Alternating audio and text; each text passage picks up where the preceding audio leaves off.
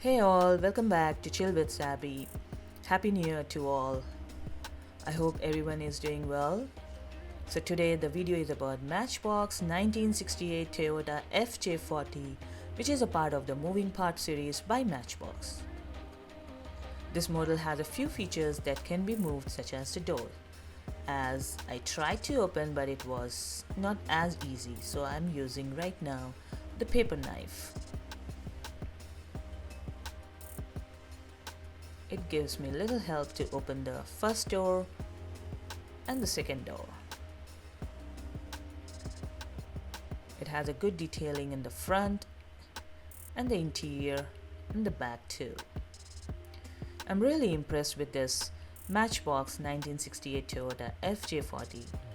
It's entirely made of die-cast metal, but the base is plastic. It feels like it's better than the basic die-cast from the Matchbox. Let's get back to the history about this Matchbox 1968 Toyota FJ40. As the story of the Toyota Land Cruiser's J series, FJ40 BJ40 starts in the Philippines during the Second World War. The Japanese had invaded the nation along with much of the rest of the East Asia, and they found an abandoned jeep that had been left by retreating American forces. There is a little contention as to exactly which jeep or jeep-like vehicle it was that they found. Most sources say that it was either a Willys Jeep or a Ford GPW, but some claim it was an American Bantam BRC 60 Mark II. Toyota themselves have included any reference to this captured vehicle in their own history of the Land Cruiser, and instead pick up the story in the 1950s.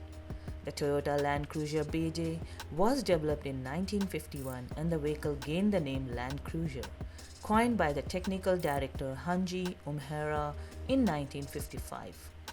The FJ40 was launched in 1960 and began being imported to the US in 1963.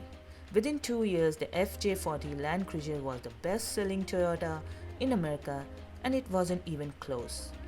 The FJ40 didn't change much cosmetically throughout the years.